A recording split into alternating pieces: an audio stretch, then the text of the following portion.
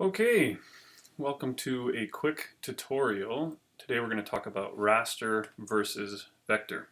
This is pretty basic information, so if you're a beginner designer, this is information you have to understand as you get started. The first thing that you need to do is you have to ask yourself, what is your final product? Once you've figured out what your final product is that you're producing, that's going to help you know if you should be working in raster or in vector. The first thing to know about raster is that basically pixels exist inside of a raster file, and pixels do not exist inside of a vector file. And I'll talk about some, there's some exceptions to that, obviously, but that's the biggest thing is pixels. So let's understand pixels first. Um, let's say we're going to create something that's going to go on a screen, on an iPad, on a computer, on a TV, something like that. Well, we're going to be creating a document that has 72 pixels per inch. And that's what this PPI stands for, pixels per inch. Now, this is 3 by 3, so that's 9 pixels per inch there. But this is to give you just an example that there would be 72 of these squares inside of 1 inch. And for all screen applications, that's our measurement. However, if we go into something where it's a huge print, so what this is it just represents a banner. Let's say we're producing a banner. We're going to want to create this banner in 150 dpi, dots per inch. The standard is 300 dots per inch, and I'll get to that, but when you're producing something really big, unless you have an incredible computer, you're going to want to cut those pixels in half. Now, you'll notice this says P and this says D. Pixels per inch, and this is actually dots per inch. In the industry, generally people just call them pixels, but out of a printer, a physical printer, it's a dot that comes out. So we call them pixels, but there would be 150 dots in 1 inch of space. So if this was a 12-foot banner in 1 inch, there's going to be 150 dots of ink coming out of that printer, and you're going to see a really nice print. But let's move on to something smaller. And you could do this in a banner, but you'd have to have big processing. But basically now we're at 300 dots in 1 inch of space. So the printer would be shooting 300 dots in every inch. So this is for something like a poster, a business card, a letterhead, any of that kind of size you're going to want to be printing. So anything screened, 72 pixels per inch. Anything printed out of a printer is 300 dots per inch, unless it's something really big. So there is an exception. You can print things out of a vector file, and that's fine. And we'll get to that as well. So let's move on to vector. Vector, however, has no dots or pixels. A vector just is a file, and until you save that vector out as a rastered file, like a JPEG or a TIFF or something like that, this will not have pixels in it. And I'll give you some examples on what that means. So a great example of this is if you're going to create a logo, and notice how I brought in an iPad, a banner, and a poster. All of those are going to use this logo, and the logo is going to need to change size for each document that you're doing. Now you could create hundreds of sizes of a logo in raster, so it has pixels like a JPEG, and then you can use those for each instance that you're going to need, application.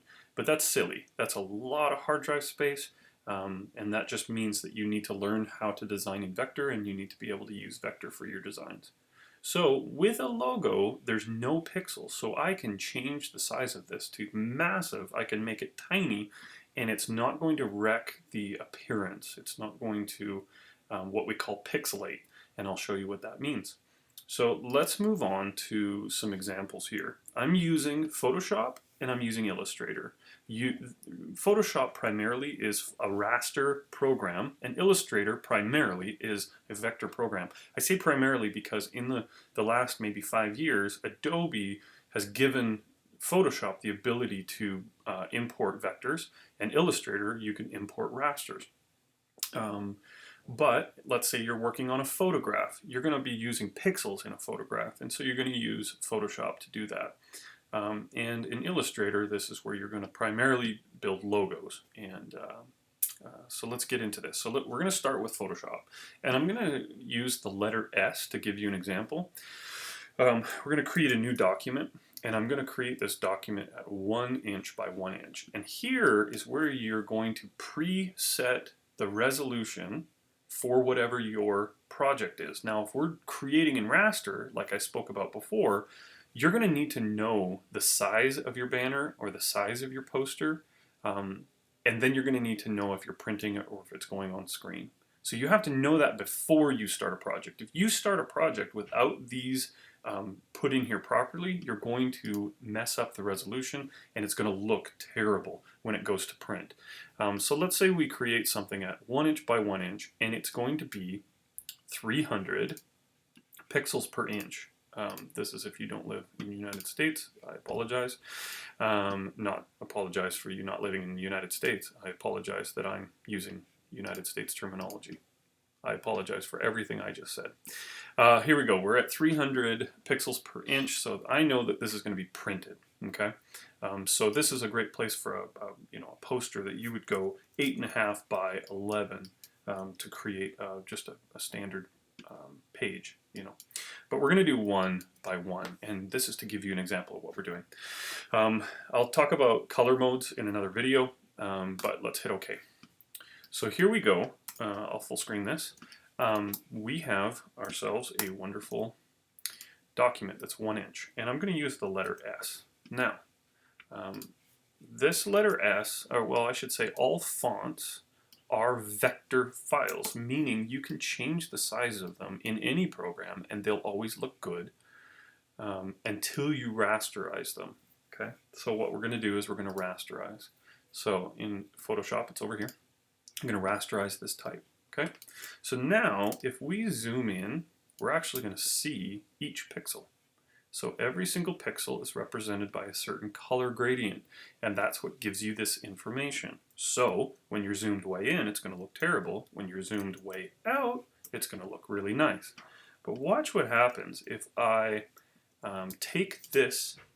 I'm just going to copy the whole thing, and I'm going to create a new document, and this time let's go inches. Let's go like 4 foot by 4 foot. So that's 48 inch by 48 inch. Still printable. This is going to be big.